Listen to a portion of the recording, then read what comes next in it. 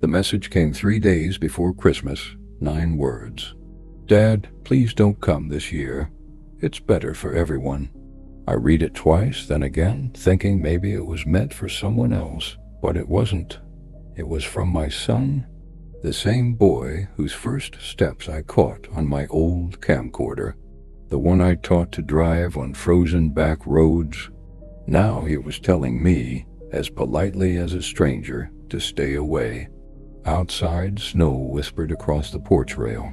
Inside, the furnace hummed low, steady, like it was trying to fill the silence for me. I stared at the message until the screen dimmed, then went dark.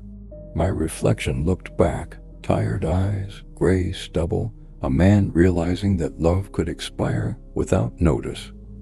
I didn't reply. Some wounds deserve quiet first. These stories take days to craft, but seconds to support.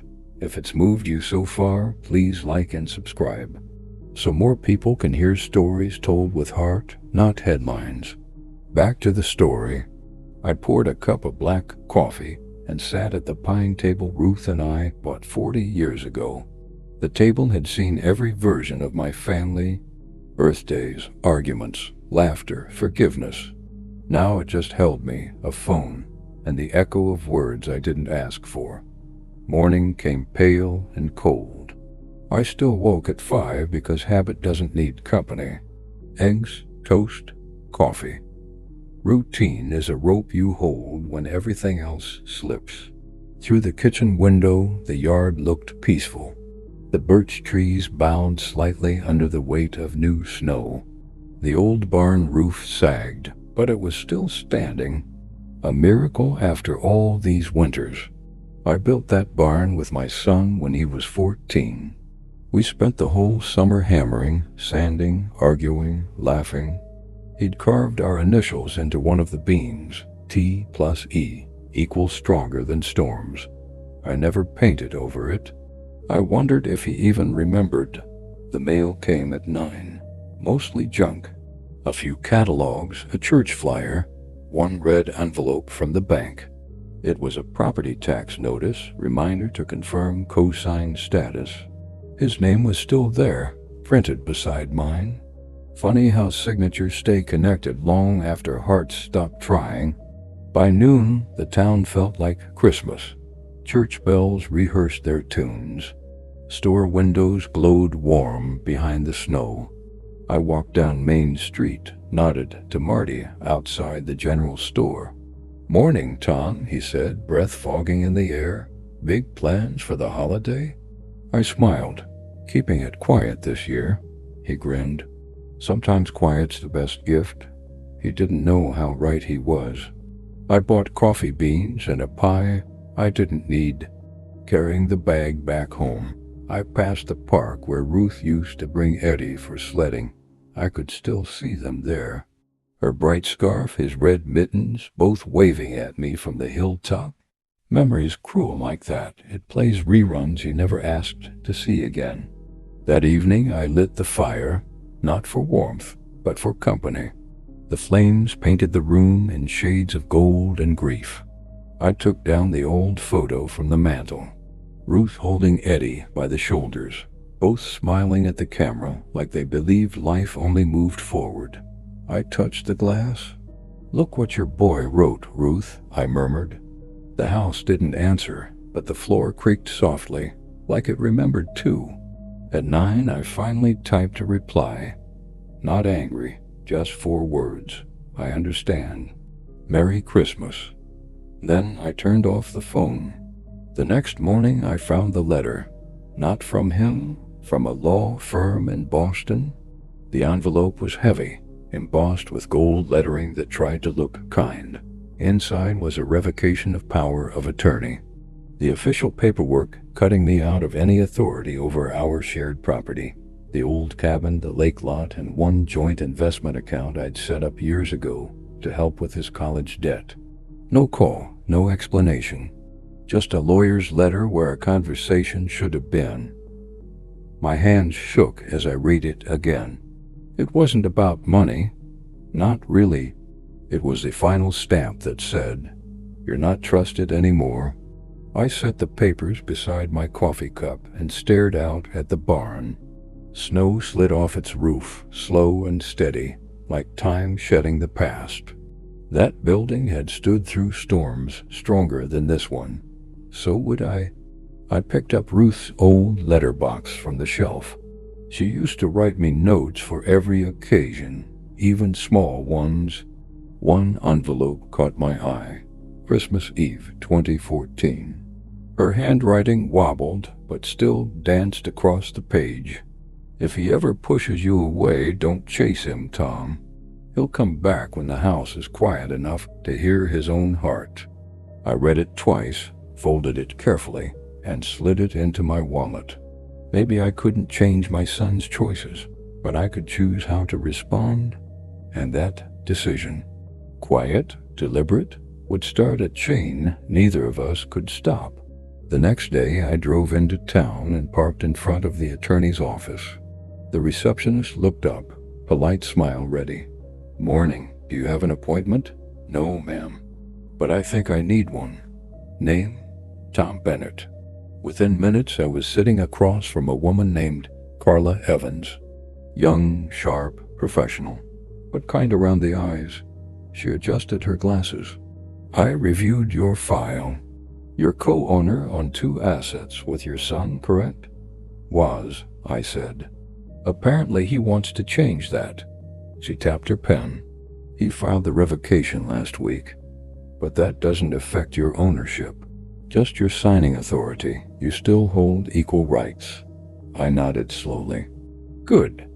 Then I want to protect what's mine, legally, quietly. And I'd like to leave something behind." Her brow furrowed. "Leave something?" "For when I'm gone," I said, "but not a will. Something that speaks while I'm still here." She leaned back. "All right. Tell me what you have in mind." We spent 2 hours drafting documents. Property transfers, sealed letters of intent, future provisions for my grandson's education. I didn't tell her everything yet. Some plans don't live well on paper until they're ready. As I signed the last page, she looked up. "You're sure about this?" "Completely." Her voice soft. "I've seen families come apart over less. You seem calm about it." I smiled faintly. "Calm isn't the same as unhurt, Miss Evans. It just means I've learned when to let silence do the talking." When I left the office, snow had started again. Soft, steady flakes that turned the street into a whisper. I drove home slow, careful on the bends, the way I taught Eddie years ago. At the gate, I stopped and looked at the old wooden sign. Ruth had painted, "Bennett Homestead, Est, 1982. Half the letters were faded. I brushed the snow off with my glove, tracing each curve like a prayer. That night, I opened the barn door and stepped inside. The smell of wood and dust wrapped around me. Eddie's old tool bench still sat against the far wall, covered in cobwebs. I ran my fingers over the carved initials. T+E = stronger than storms. For a moment, I almost believed it again. Later, I made a list. Every item was simple. Update property deed. Write letter to Eddie. Create trust for Daniel. Deliver package after Christmas. Each task had purpose, no anger. I wasn't plotting revenge, I was restoring balance. Ruth used to say, "Justice is love wearing its work clothes." That's what this was. The following afternoon, the phone rang. Unknown number. I almost ignored it, then answered, "Mr. Bennett?" "Yes. This is Dr. Keating's office. Your last checkup results came in." I felt my stomach tighten. "And?" "Your heart looks stable, but your blood pressure's been high. We'd like to see you in the new year." I exhaled. "Guess I'm still here then." "Still here," she said cheerfully, not knowing how much those 2 words weighed. When the call ended, I looked around the quiet house. Still here. Maybe that was the point. I spent Christmas Eve finishing the letter. It wasn't long. A single page folded neatly into an envelope with his name. I didn't lecture, didn't accuse, just told him a few truths. That love doesn't dissolve through silence, that a father's forgiveness isn't weakness, and that one day, when he's old enough to lose what he loves, he'll understand the sound of an empty chair. I sealed the envelope and placed it in a small box with a few things: Ruth's wedding ring, the family Bible, and the deed to this house. Then I added a note for Carla, the lawyer. Deliver this only when requested by both parties. I didn't know it then, but that letter on my desk was the first quiet step toward everything that came next. The snow outside had thickened, covering the driveway like a blank page. It made me think about how easily a story can be rewritten if you're patient enough to wait for fresh snowfall. And I'd waited long enough. For the first time in months, I felt steady. Not happy, not even angry, just clear. I spent the next few mornings sorting through boxes in the attic. Old ledgers, property deeds, tax receipts, years of living stacked in cardboard towers. Ruth used to keep everything labeled.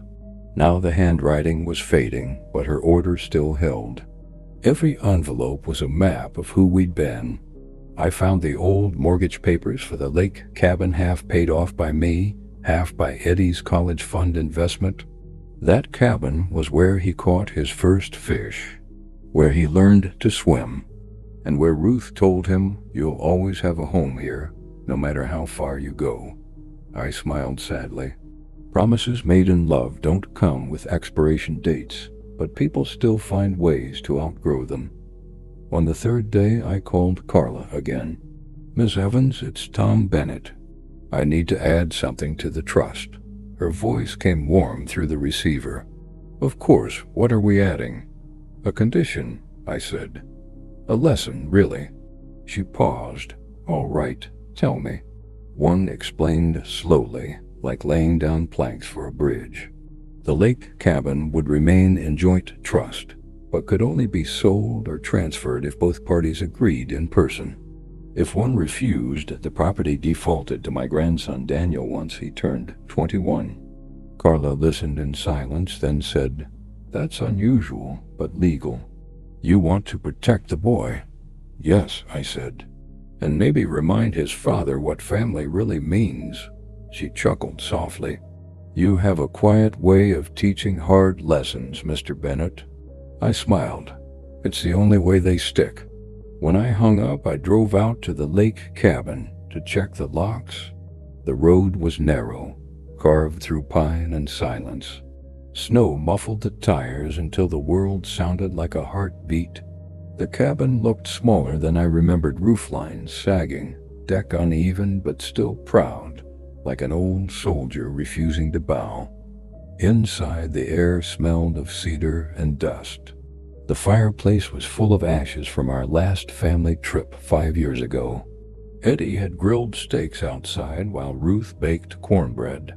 Daniel had been a toddler then, chasing pine cones, laughing so hard he hiccuped. I walked to the window overlooking the frozen lake. Sunlight scattered on the ice like shattered glass. That's when I saw a figure across the shore, a man bundled in a dark coat, dragging a sled of firewood. It wasn't Eddie, of course, but for a second I wished it were.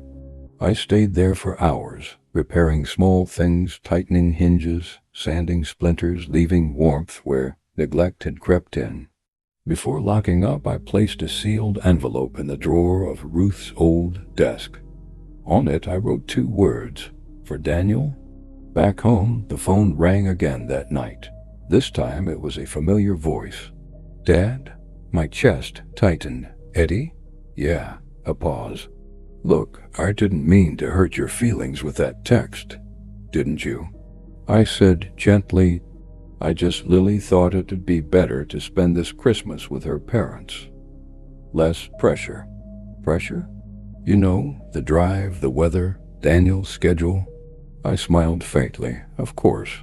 There was a long silence, filled with everything he wasn't saying. Finally, he added, "Also, the bank called about the cabin." Said there's new paperwork you signed without me. That's right. Dad, why would you do that without telling me? I kept my voice calm. Because you stopped telling me anything, son. Thought it was time I returned the courtesy. His breath came short. You're being petty. No, I said softly. I'm being precise. He sighed through his nose, the way Ruth used to when she was half angry, half hurt. Look, I don't want to fight. We can talk after the holidays, okay? Sure, I said. Take your time, I'll be right here. I hung up before he could say goodbye. The days that followed were sharp and quiet. January snow hardened into ice, glittering like glass across the driveway. I spent mornings fixing small things, the faucet, the mailbox, the fence post that had leaned since autumn. Keeping busy keeps the heart from wandering too far. But at night, the silence pressed heavier. Sometimes I caught myself rehearsing conversations that would never happen. The apology he might never give, the forgiveness I'd offer anyway. One evening I got a call from Carla again. Your son contacted our office, she said carefully. Did he? Yes. He asked for clarification about the property clauses. He seemed frustrated. I bet he did. He also mentioned selling his share. I chuckled. He can try. The clause prevents it until we both agree in person. Would you like me to arrange a meeting? Not yet, I said. Let him simmer a while. Reflection's cheaper than therapy. She laughed quietly. You're a patient man. Patience is just anger dressed in Sunday clothes. A week later, a black SUV pulled up outside my gate. I was splitting firewood when Eddie stepped out, coat collar high against the wind. He looked older than I remembered, lines at the mouth, shadows under the eyes. But his stride still carried that same confidence that once impressed and exhausted me. Dad, he said, walking up the path. Eddie. I leaned on the axe handle. Didn't expect you. Yeah, well, I figured this was faster than lawyers. Coffee's on, I said, nodding toward the porch. Inside, the air warmed fast. He sat across from me at the pine table, the same one where we'd eaten Christmas dinner for 30 years. The same one that had waited empty last month. He glanced around. You still keep everything the same. Hard to redecorate memories, I said. He smirked faintly, then opened a folder. All right, let's just talk business. The cabin, why the hell would you make it impossible to sell? I stayed silent for a moment, then asked, You remember the storm of '97? He frowned. What? When the barn roof collapsed. We rebuilt it together. You carved our initials into the beam. He blinked. Yeah, so? Do you remember what you said when we finished? He shrugged. I was 14, Dad. You said nothing built with love should ever be torn down for money. He froze, caught between memory and pride. I let the silence do its work. Finally, he muttered, That was a long time ago. Not long enough to forget. He sighed, rubbed his temples. Look, I get it, you're hurt, but this isn't fair. Lily and I need the money. We've got Daniel's tuition, the mortgage. Daniel's only 10, I interrupted. You're planning his tuition before planning your time with him. That landed harder than I intended. He looked down. Don't make this about parenting, he said quietly. I'm not, I said. I'm making it about legacy. I reached into a drawer and pulled out a folder of my own. Inside were copies of the trust, the education plan, and a handwritten letter addressed to Daniel. I placed them on the table. This is what you were trying to sell, I said. Not just a cabin. A promise. He stared at the papers, eyes flicking between the signatures. Is this legal? Completely. Your lawyer can confirm. And the trust? Untouchable until Daniel's 21. By then, maybe he'll know what a home means. He exhaled through his teeth, angry but unsure where to aim it. You went behind my back. No, I said softly. You walked away from my front door. The room went quiet except for the clock ticking on the mantel. He looked around, maybe realizing how small the house felt when filled with truth. Finally, he pushed the papers aside and stood. "Fine," he said. "You do what you want, but don't expect me to play along." I nodded. "I never expected you to play, son, just to listen." He grabbed his coat and paused at the door. "Why are you doing this?" he asked. "Because one day," I said, "you'll hear your own child tell you not to come for Christmas. And when that happens, I want there to be a place still standing, one that remembers what forgiveness looks like." He stared at me for a long time. Then he left. The door clicked shut, quiet but final. I stood there for a while, hand on the chair he'd just vacated. It was still warm, and for the first time in years I didn't feel angry, just done. Outside, the snow began again, slow, steady, endless. I watched it blur the world into silence. Somewhere beneath it lay every footprint we'd ever made together, already fading. But I knew one thing for certain. The next time my son looked for something solid to stand on, he'd find the cabin waiting untouched, unbroken, a monument to everything he'd forgotten. And maybe then, he'd finally understand the sound of an empty chair. The snow kept falling long after he left. By midnight, the world outside looked erased. Even the tracks from his SUV had disappeared, like the visit never happened. I sat by the fire, letting the crackle fill the space he'd emptied. The smell of pine and smoke curled through the air, comfort and ache in the same breath. For the first time in years, I didn't check my phone. I didn't wait for another message that might never come. I just listened to the quiet, and the quiet finally listened back. Days turned into weeks. January slid into February, gray and slow. I kept to my small routines: coffee at dawn, shovel the drive, mend what broke. Each day felt lighter, not because anything had changed, but because I'd stopped carrying what wasn't mine. Sometimes I'd walk down to the post office. The clerk, Denise, always smiled. "Anything good today, Mr. Bennett?" "Bills and snow," I'd answer. We both laughed, and it was enough. At night, I'd reread Ruth's old letters. One of them ended with a line I'd never noticed before. "Peace doesn't mean they understand you. It means you no longer need them to." I folded it carefully, as if it were new. In March, Carla called again. "Your son requested another meeting," she said. I hesitated. "About the trust?" "Yes." He sounded different this time, quieter. "Schedule it," I said. The meeting was set for the following Tuesday. Boston again, his territory. I took the morning train, the kind that hums like memory. Outside, the world flashed past in streaks of snowmelt and bare trees. I caught my reflection in the window. Older, yes, but finally steady. At the office, Eddie was already there. He stood when I entered, eyes cautious. "Dad, son."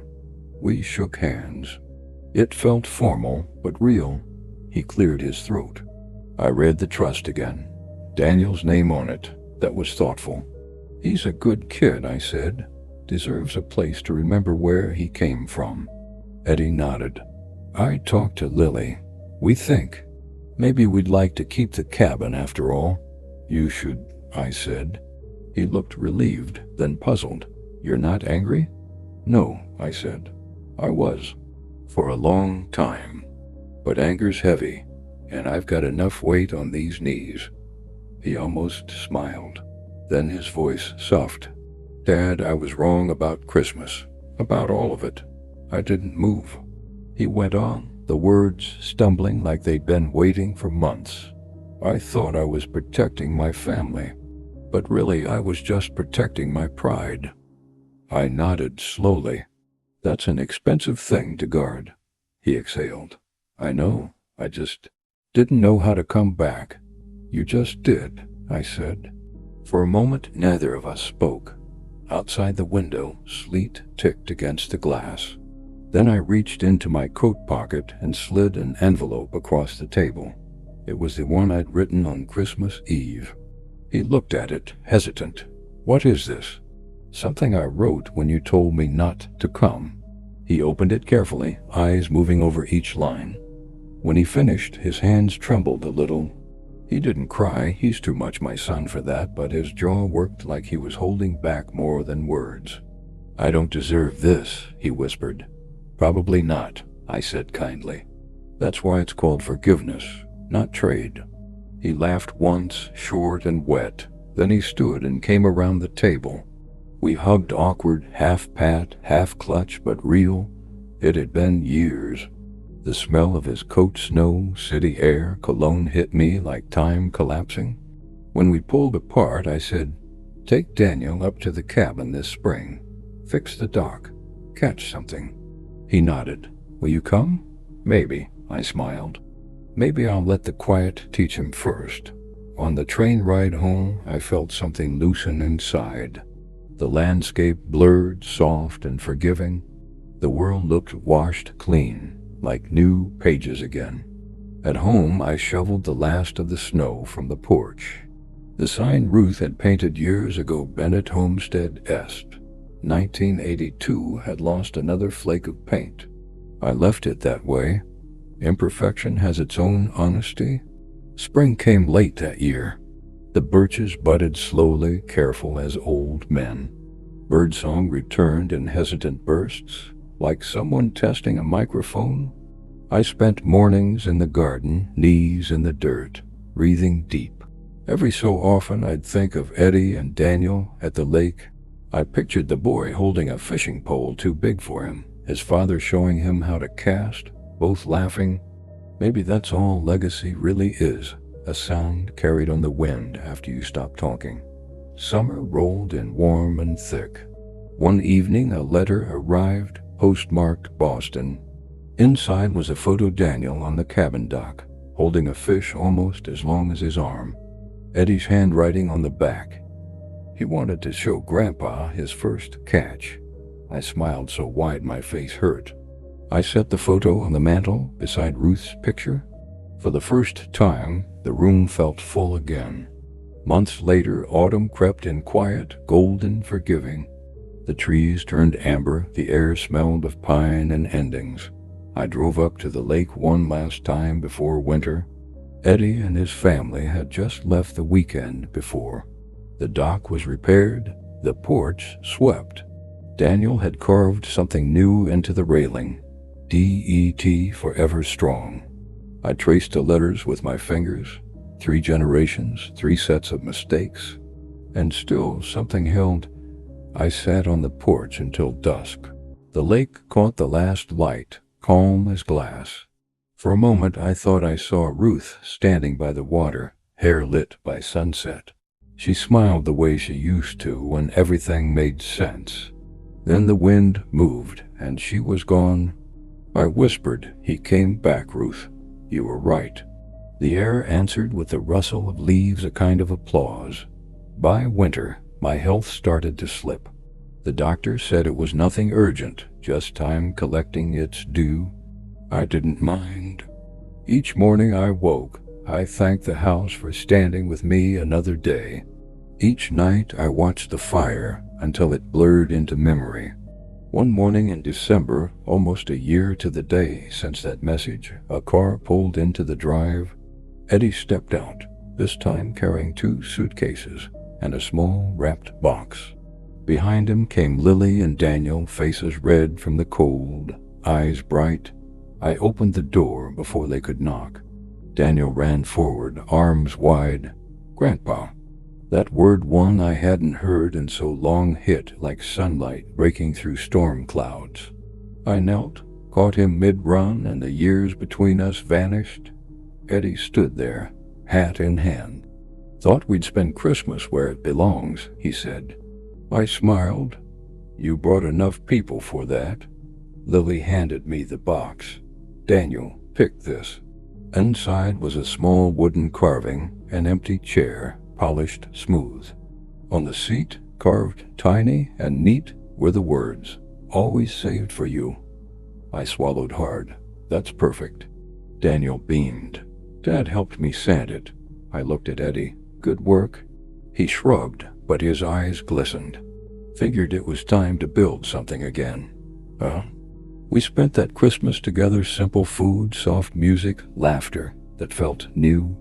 No grand speeches, no apologies rehearsed, just presence. That was enough. After dinner, Daniel dragged his father to the porch to show him the stars. I stayed inside by the fire. The empty chair sat across from me, the little carving resting on the table beside it. For the first time in years, the sight didn't ache. It felt complete. I whispered, "Merry Christmas, Ruth." The fire popped once, as if she'd answered. Outside, the wind moved through the pines, carrying laughter back toward the house. It mixed with the crackle of the fire until I couldn't tell which sound belonged to the living and which to memory. Maybe they were the same now. When I finally rose to turn out the lights, I paused by the mantel. The photo of Daniel and his fish leaned against Ruth's frame. Next to it, I placed the carving of the empty chair. Cold, but peaceful. That's what forgiveness feels like in the end. Not warmth, not yet. Just the quiet knowledge that you did right when it would have been easier not to. I looked around the room one last time that night and smiled. The house hummed softly, like it was breathing with me. For the first time in a long while, everything was exactly where it belonged. If this story touched your heart even a little, please take a moment to like this video and subscribe. Your comments mean more to me than you know. I read every single one. And if you'd like to hear the next story of hope and justice, just click the box that's about to appear on screen. Thank you for spending this time with me.